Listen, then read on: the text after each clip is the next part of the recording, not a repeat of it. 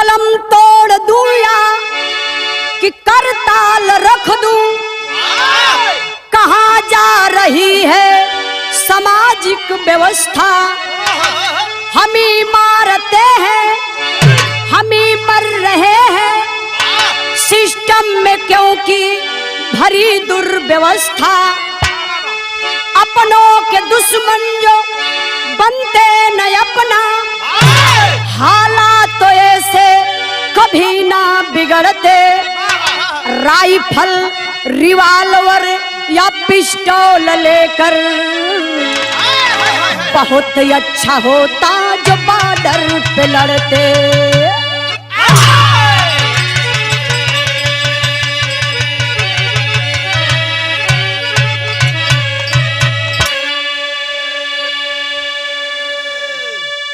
ए बाबू, जौन घटना ही हम गावत बनी पूरे समाज के झकझोर दलस। बताया जाता है विकास दुबे नाम एक इतना बड़ा नाम बन गया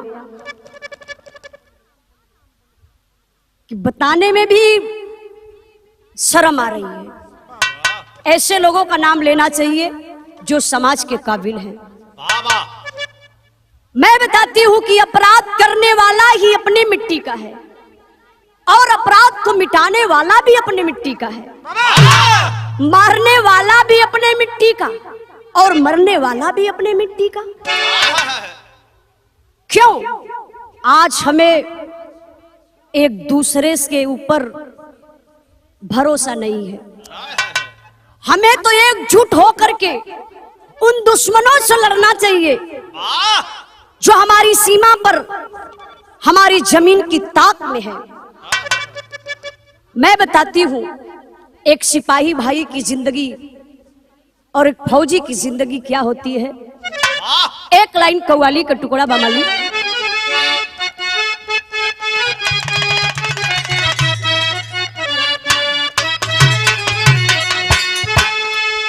अरे उठो मुसलमान नमाज पढ़ लो, अरे उठो मुसलमान नमाज पढ़ लो, अभी मेरा सर कटा नहीं है। उठो मुसलमान नमाज पढ़ लो, अभी मेरा सर कटा नहीं है। उठो मुसलमान नमाज पढ़ लो, अभी मेरा सर कटा नहीं है। उठो मुसलमान नमाज पढ़ लो, अभी मेरा सर कटा नहीं है। अरे हुसैन ने जो दिया शहादत, अरे हुसैन ने जो दिया शहादत, तो ऐसा कोई दिया नहीं है।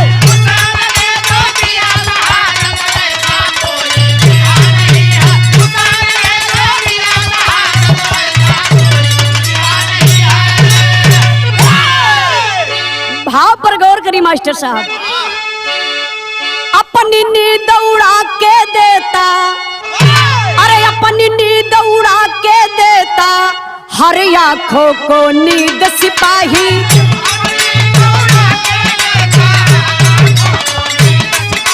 क्या बात है?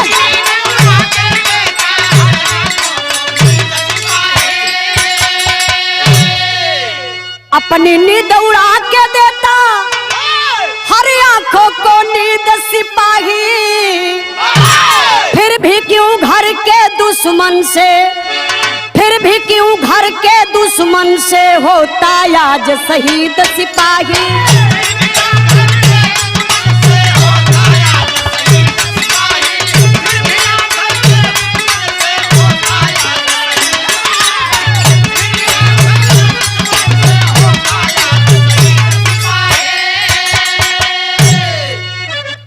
कहानी का शुरुआत बा, आप लोग कहानी पर गौर करी।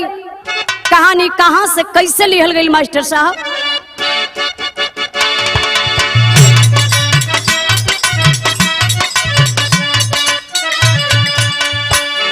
किसी भी जुर्म का दुखत ही अंत होता है,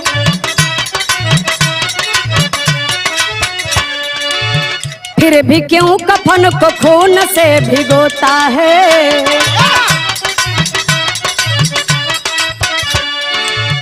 जुर्म को रखते हर सिपाही है निगाहों पर, खड़े ड्यूटी पर चौक चौराहे तिराहों पर, चाहे नवरात हो रमजान फगुआ ईद यहाँ, सिपाही की आंखों में चैन की है नींद कहाँ। सभी अरमान उनके बीबियों के ढह जाते, बच्चे फोन पर ही पापा कह के रह जाते।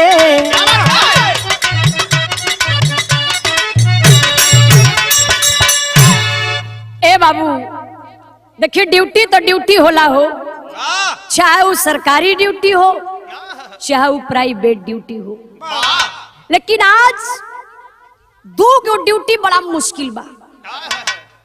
फौजी जवान भाई सीमा पर और सिपाही भाई गांव गली और शहर देहात में पहरा देते हैं, तो हम लोग चैन की नींद लेते हैं। आज उन सिपाही भाई के ऊपर देश का गद्दार विकास दुबे करता है क्या? एक लाइन गीत लगल मास्टर साहब,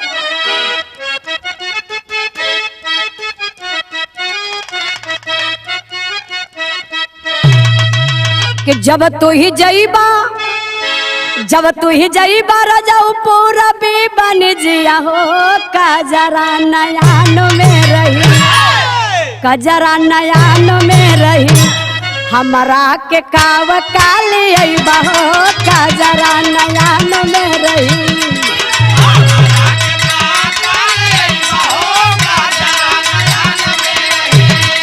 हमरा के काव काली अइबा हो, कजरा नयान में रही।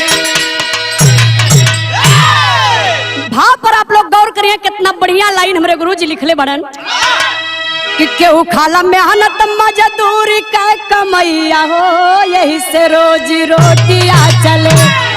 केहू खाला मेहनत मजदूरी का कमैया हो, यही से रोजी रोटिया चले। केहू लूटे जुर्म के रुपैया हो, यही से रोजी रोटिया चले। रोजी रोटिया चले।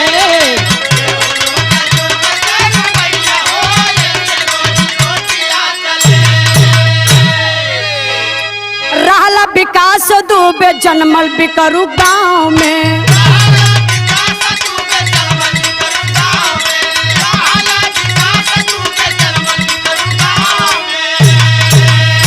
अखी चला अपराध का लकीर अपने ठाव में।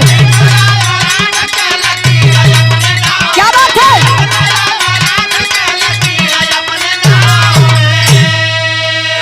शासन प्रशासन से निभावला मितैया हो, वही से रोजी रोटिया चले, वही से रोजी रोटिया चले।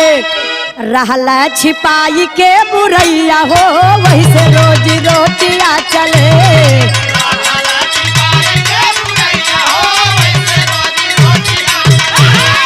रहला छिपाई के बुरैया हो, वही से रोजी रोटिया चले।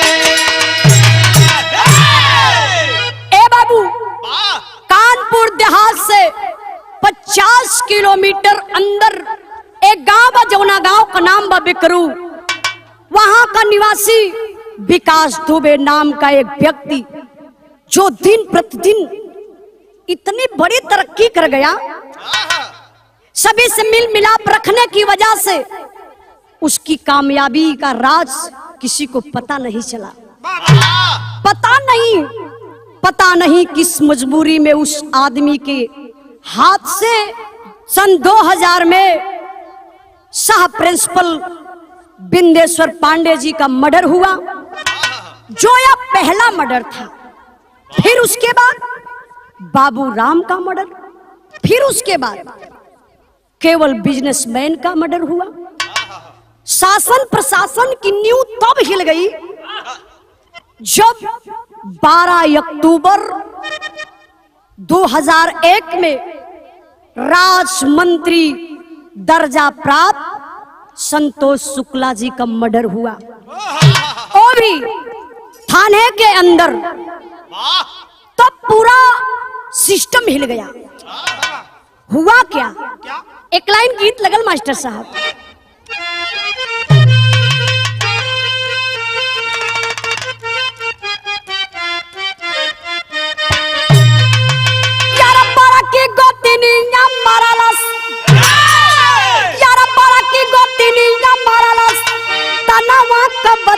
पतिया रोई रोई ना, पतिया रोई रोई ना, लिखवा राजा मतिया पतिया रोई रोई ना।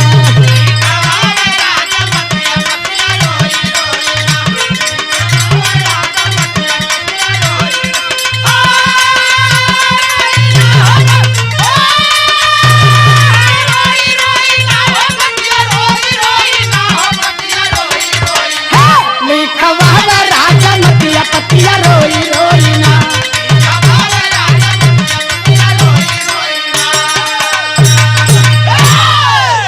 यारा छूट गया विकास दुबे, यारा छूट गया विकास दुबे, कई क्या तबहिया तहिया रहिया खुल गई, तहिया रहिया खुल गई, देहल ना के हो गवहिया तहिया रहिया खुल गई।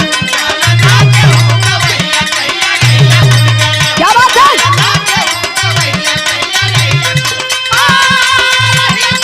बहुत अच्छे।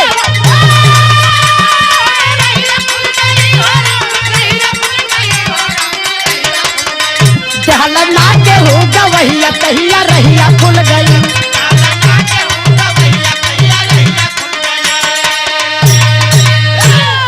सुरक्षा के दूध से जुनून गई जागो,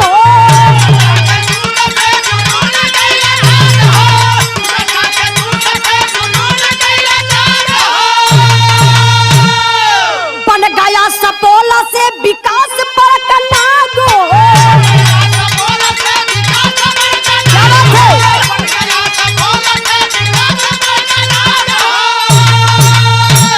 अरे हीला लगल लोग, अरे हीला लगल लोग, जहाँ डाला वो निगहिया तहिया रहिया खुल गई, तहिया रहिया खुल गई, टहलना के हो गवहिया तहिया रहिया खुल गई।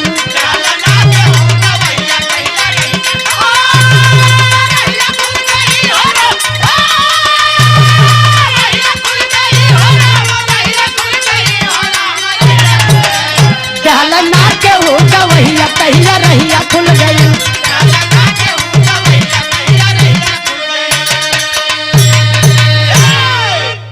किस मजबूरी में विकास दुबे इन राहों पर चला, यह राज उसी के सीने में है। धीरे धीरे 25 साल का वक्त गुजर गया, विकास दुबे नाम एक दबा का दबा रह गया। भारतीय जनता पार्टी की सरकार में 18 महीने के बाद भारतीय जनता पार्टी की सरकार ने 18 महीने जेल में रह करके जमानत पर वह व्यक्ति छूट गया, घर पर रहने लगा। एक रोज राहुल तिवारी नाम का व्यक्ति सिविली थाने में जाकर के रिपोर्ट लिखाता है और कहता है क्या? गीत लगल बा मास्टर।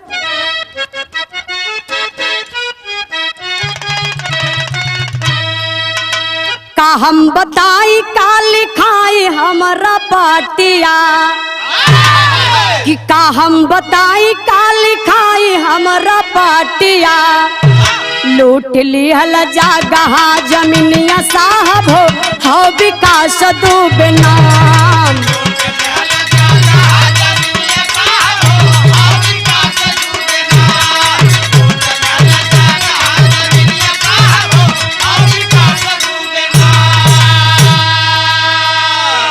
हमके हमारे ससुर के उ घर से उठावल, मरल पीट मार कर फालो उठावल।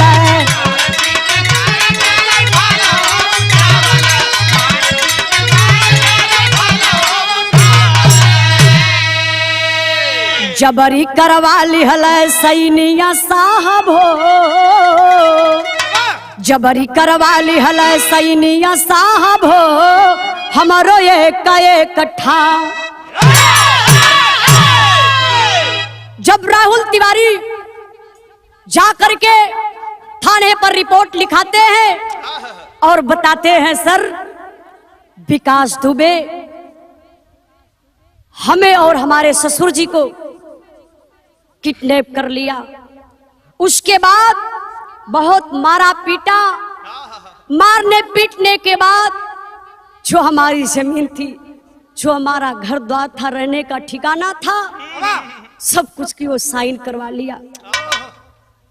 इतनी बात थाना अध्यक्ष सुनते और करते हैं क्या? थाना अध्यक्ष घर गईल विकास के, कि थाना अध्यक्ष घर गईल विकास के, अब पूछता पकोरे लगल मामला तलाश के। क्या बात है?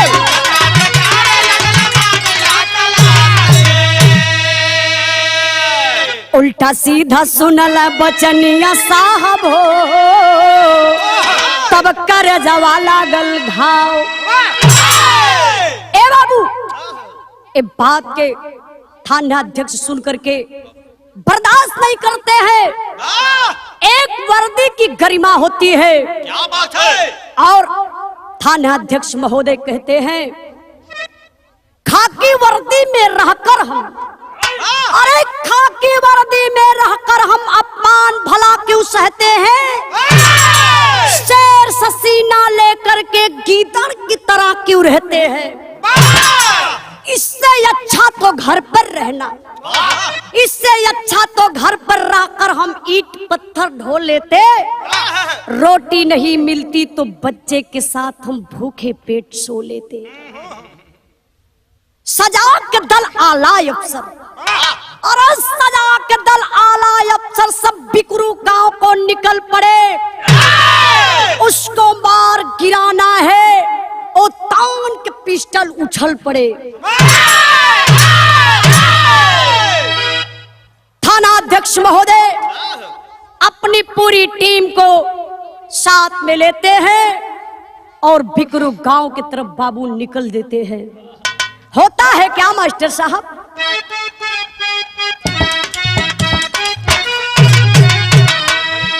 आगे खड़ी जिसी भी घेरल से,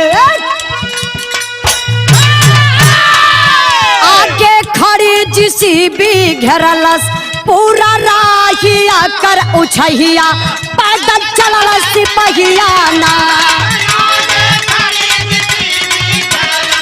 पूरा राहिया पैदल चलल सिपहिया ना।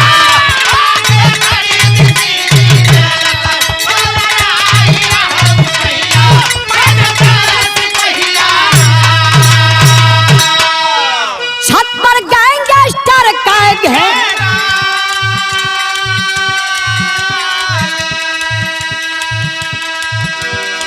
बिजली कटल भइल अंधेरा,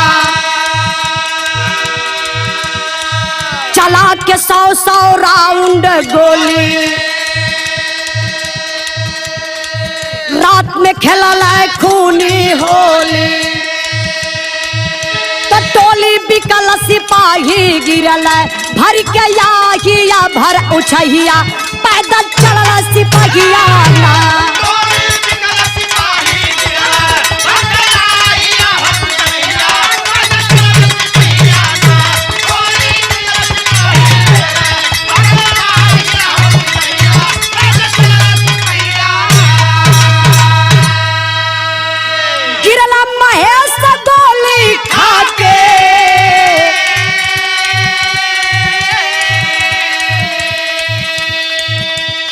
राहुल ने बुलाल भरा के, जितेंद्र बबलू गोली खैला, देवेंद्र मिश्रा मारल गैला,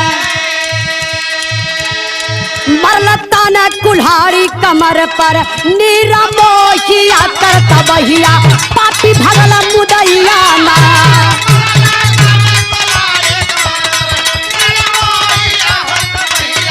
पापी भगल मुदैया ना।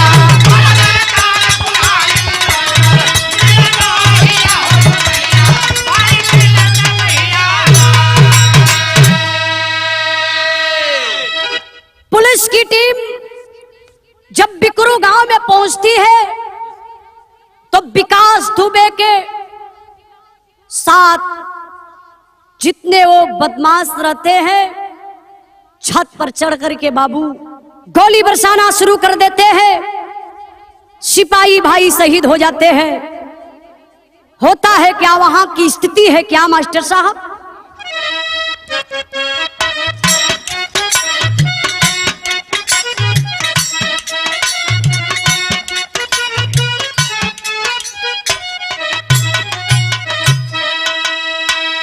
केहू के चर चर गोली, केहू के पच पच गोली, केहू के पच पच गोली, सिनवा में देहालन तार। केहू के खोपड़िया बाहर, केहू के या तड़िया बाहर, केहू के या तरिया बाहर, केहू डूबल खूनावा के धार। सिनवाया पिठिया गारा दनिया में खाइल हो, दनिया में खाइल हो, सत गोलियां अनुपा को मार। मिलल तिरंगा आजा सबके कफनावा में, सबके कफनावा में आइल बाला सिया दुआर जी।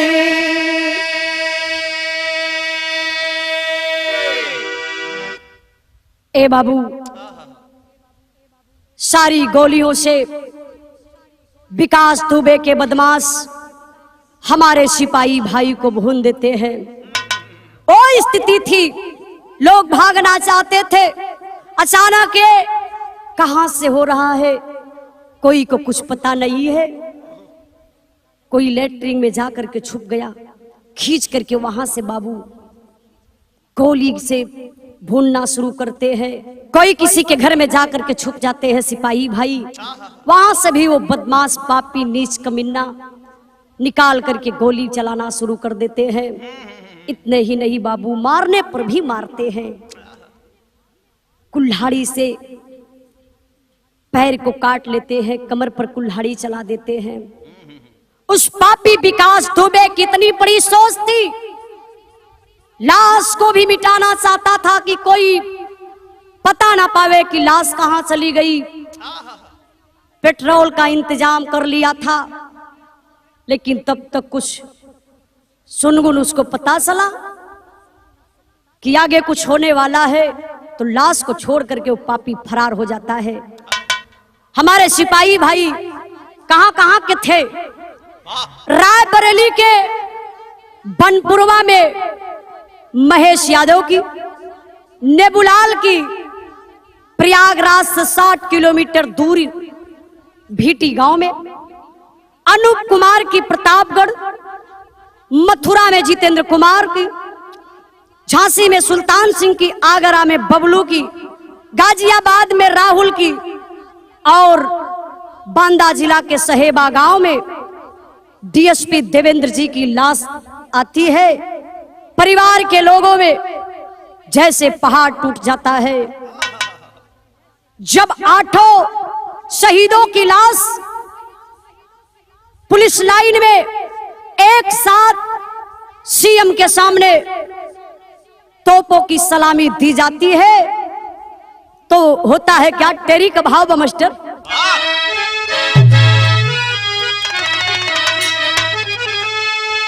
अरे कफन में खाकी वर्दी सो गई, झस गई झांसे में शेरों को गुंडा गर्दी। अरे हो गर्दी, अरे हो गर्दी।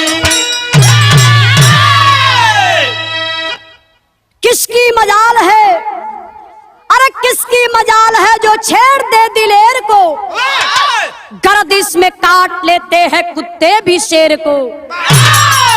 सिस्टम का हर उन्माद है, सिस्टम का हर उन्माद है गफलत में फंस गया, जैसे हमारे हिंद को नाक डस गया। विकास उसी रात में प्रबंध कर दिया, विकास उसी रात में प्रबंध कर दिया, जिसे भी से क्यों रास्ता को बंद कर दिया।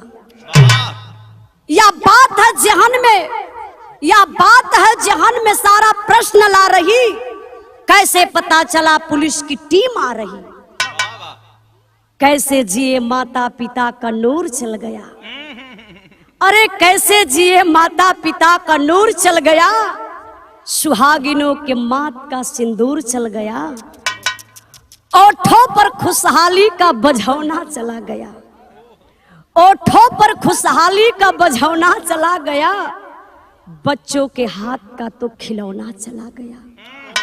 आज डीएसपी देवेंद्र मिश्र की बेटी लाश पर अपने पिता के रोती बिलखती चिल्लाती हुई कहती है, क्या कहती है मास्टर साहब?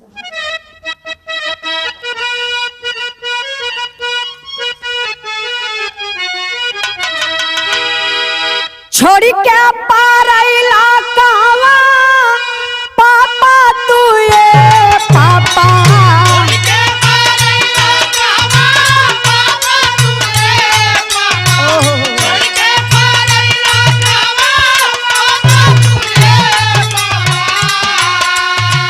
एक बेर दाई अखिया तानी खोला ये पापा,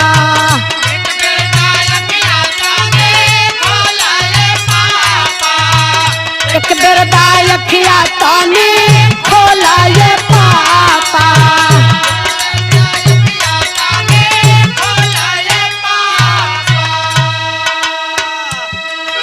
जैसे तू 3 घंटा पहले बतियावला पापा,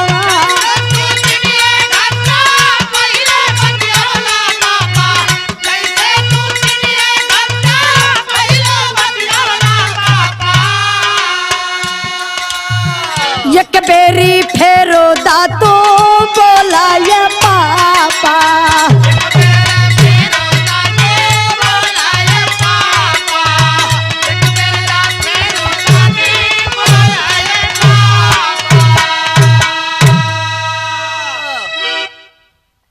डॉक्टर बनावे वाला सपना तो बीन लेला। रोती है बेटी, बहुत दर्द होता है आज। कहती है कि डॉक्टर बनावे वाला सपना तो बीन लेला, का पढ़ब लिखब जब कलमिए ही छीन लेला। वर्दी चढ़ा के दलखत तू आवत रहला, वर्दी चढ़ा के जैसे दलखत तू आवत रहला, एक बेरी उठ के दा डोले ए पापा। बाप रे बाप, इस आवाज को जो भी लोग सुनते हैं सबके आंख से आंसू आ जाते हैं। किसका किसका दुख प्रकट करूं आपके सामने। महेश यादव के घर जैसे मातम छा गया, उनका बेटा विवेक कहता है मैं भी पुलिस की वर्दी पहनूंगा और पापा का काम अधूरा पूरा करूंगा। नेबूलाल की बेटी जिसका कैंसर का इलाज चल रहा है, अनूप कुमार का बेटा 4 साल का है जो पापा पापा कह के चिल्ला रहा है, क्या पापा अब आप घर वापस नहीं आएंगे? जितेंद्र पाल जो मथुरा में किराए के मकान में अपने माता पिता के साथ बिना शादीशुदा जवान रहता था, घर की सारी जिम्मेदारी उसी के सर पे थी। सुल्तान सिंह अपनी 7 वर्ष की चेरी बेटी को डॉक्टर बनाने का सपना सोचे थे। बबलू सिपाही की अभी 2 वर्ष पहले शादी हुई थी, गाजियाबाद राहुल की बात तो क्या कहूं, उसकी तो नवविवाहिता पत्नी है, गोद में 2 महीने की बेटी है। लाश पर गिरकर बापू रोती है, छुप कलेजा को दहला देती है। कैसे रोती है, क्या कहती है मास्टर साहब?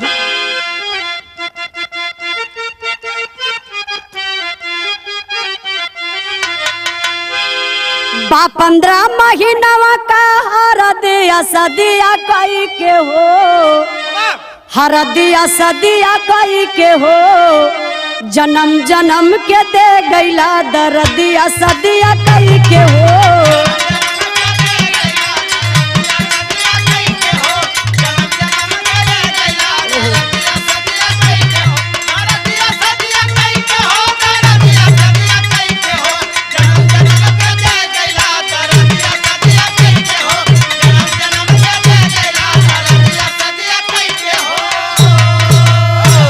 हवे 2 महीनवा के एक दूध मोई दुलारिया हो, अब पापा तो के कहे भी नहीं पवल सुकुमारिया हो। कश के घर से चल गईला वरदिया सदिया कोई के हो, वरदिया सदिया कोई के हो। अच्छी नीली हला काजर से नूर में हदिया सदिया कोई के हो। ओ आज परिवार से पूछा, जकरे घर के लाला शहीद हो गई, लेकिन यार का होत बा पपियवा विकास दुबे का करत बा मास्टर साहब, अल्लाह का लाइन बा।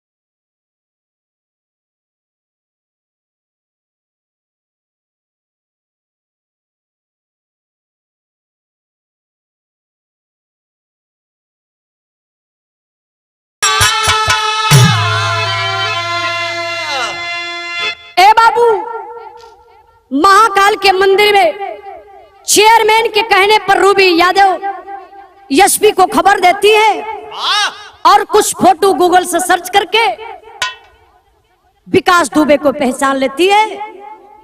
शेर हो जाती है कि यही विकास दुबे है और रूबी यादव दबोच लेती है।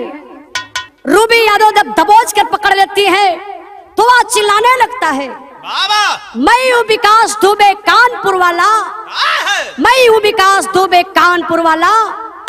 तब तक तान का थप्पड़ विजय राठौर मारते हैं और एमपी की पुलिस यूपी के पुलिस के सौंप देती है। कानपुर से 20 किलोमीटर पहले एसटीएफ की गाड़ी पलट जाती है जिसमें विकास दुबे फुल मौका पा जाता है, हथियार छीनकर भागना चाहता है और मारा जाता है। इस तरह एक दुर्दांत अपराधी का खात्मा होता है। भगवान भोलेनाथ वैसे ही शत्रु के विनाशक है, उनके डमरू के डिमडिमाहट से और तांडव नृत्य से पूरी सृष्टि हिल जाती है। विकास दुबे किस खेत का मूली है। होता है क्या मास्टर साहब, खड़ी का लाइन बा। अरे बचत बचत ना यूपी पुलिस के हाथ पर चढ़ाल, काल के गाल से बच के महाकाल के माथे पर चढ़ाल।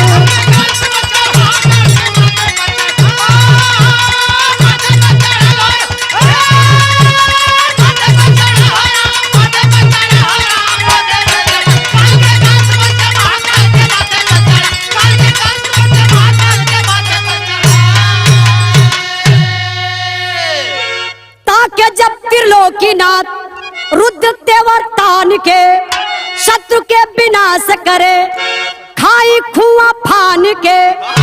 अरे पाप जे कैले, अरे पाप जे कैले यमराज के खाते पर चढ़ाल, काल के गाल से बच के महाकाल के माथे पर चढ़ल।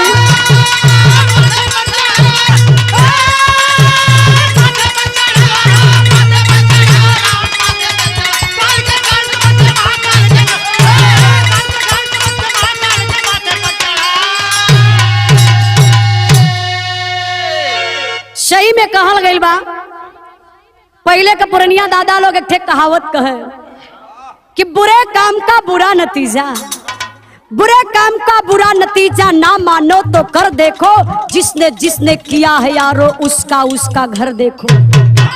देखिए विकास दुबे का पाप किया, उसकी दुनिया उजड़ गई। आखिरी कहना बा मास्टर, गुरु बिहारी गुरु गणेश गुरु रामलाल फौलाद, कहे चंद्रिका शहीद भइला धरती के औलाद। अरे कफन में खाकी वर्दी सो गई, उजाला प्यारे लाल धरती से मिटल पे दर्दी, कफन में खाकी वर्दी